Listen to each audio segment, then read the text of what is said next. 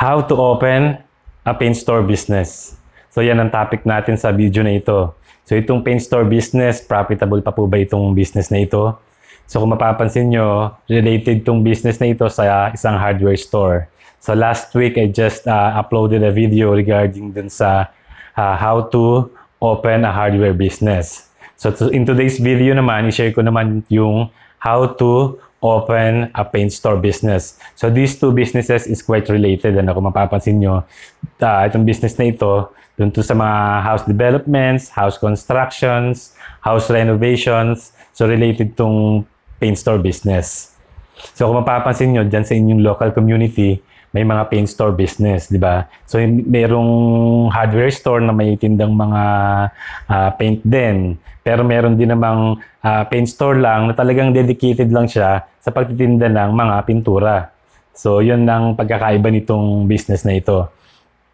So simulan natin, ano ba yung kailangan mong gawin kung ikaw ay isang individual na in the future may plan ka magtayo ng isang paint store business. So this video is for you.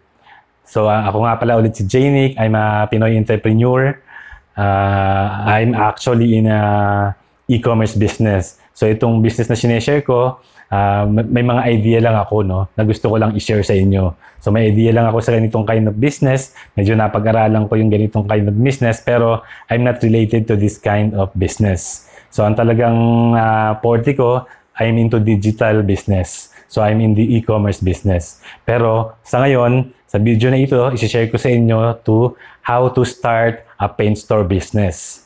So sa kahit ano namang business, kailangan mong mag-start sa paggawa ng isang business plan.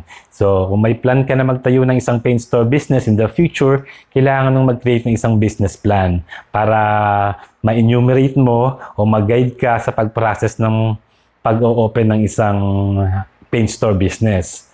So dyan sa business plan mo, siyempre nandyan yung may enumerate mo dyan yung mga marketing strategies mo, yung advertising campaign mo, yung staffing mo, diba, kung saan mo kukunin yung mga supplies na ibebenta mo dun sa paint store business mo. So yan, indicate mo yan dun sa business plan mo. Diba? So yung business plan na yan, napaka-vital din yan sa success ng isang business. Kung maganda yung business plan mo, so I'm sure magiging successful ang business mo. So kung meron ka ng business plan, so siyempre kung gagawa ka ng isang ganitong kind of business, paint store business, kailangan mo nang i-assess yung capital mo. Siyempre, kahit ano namang business, kailangan ng ganitong capital. Kailangan may capital kang ilalabas o funding para sa iyong business. So sa tingin nyo, magkano ba yung ganitong kind of business na paint store business, magkano ba ang kailangan na capital? So probably or approximately naglalaro yan sa 1 million to 2 million. So medyo pwedeng bumaba siguro sa 1 million, pero I'm sure medyo malaki ang budget sa ganitong kind of business. Kasi may isa akong kaibigan actually before na nagtayo ng ganitong kind of business.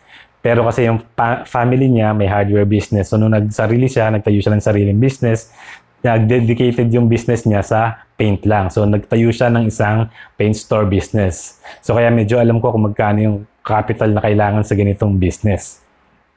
So, yun, kailangan mo i-assess yung capital mo para sa ganitong kind of business. Siyempre, yung assessment ng capital mo, papasok dyan yung staffing mo, yung pagkuha mo ng tao, yung mga salaries nila, yung rent, di ba, ng store mo. Kasama yan dun sa capital.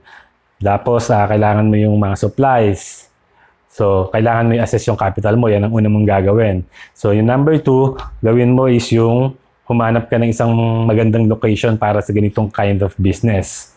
So, ito rin, yung find a perfect location for your business kasi ito ay isa rin sa mga vital ng success ng iyong business. Kahit anong business, pag maganda yung location, magiging successful ang business mo. Diba? Hindi mo pwede basta itayo ang isang business sa walang traffic o walang market. So, kailangan maghanap ka ng perfect location for this kind of business.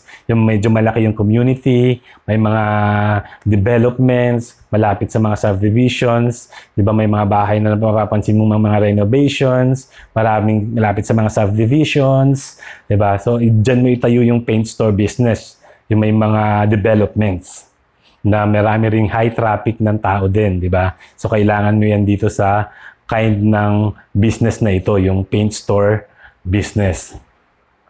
So, kailangan mo yung location na yan. So, i-assess mo yan kung saan mo pwedeng hanapin yung mga location na yan kasi napakahalaga ng location sa isang business.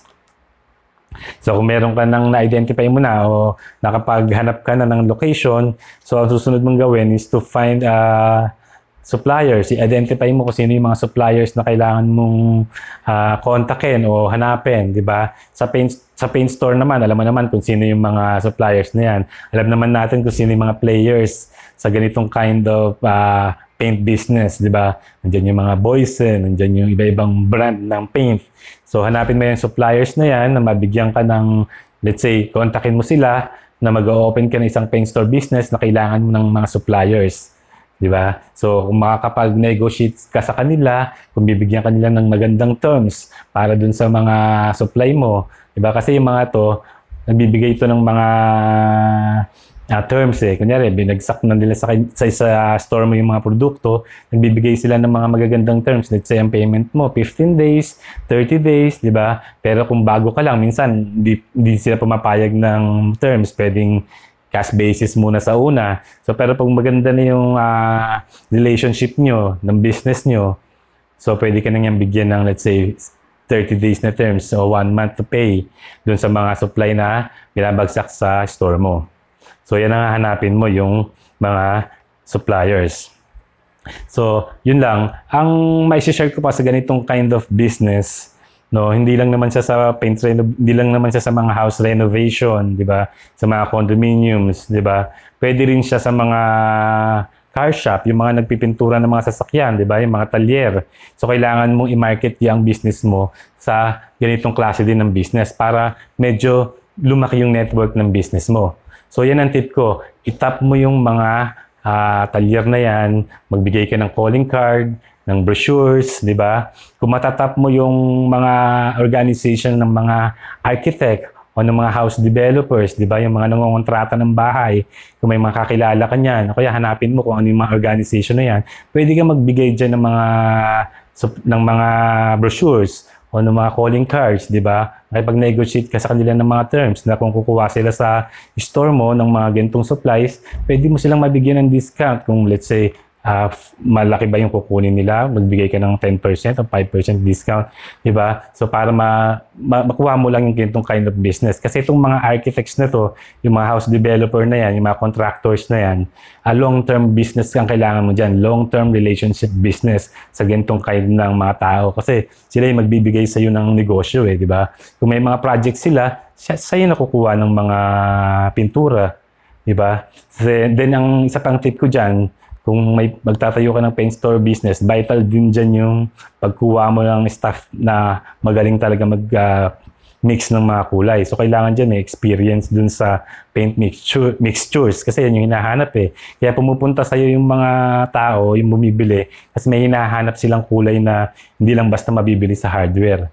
Diba? So, kailangan magaling yung staff mo gumawa ng mga mixture colors sa paint.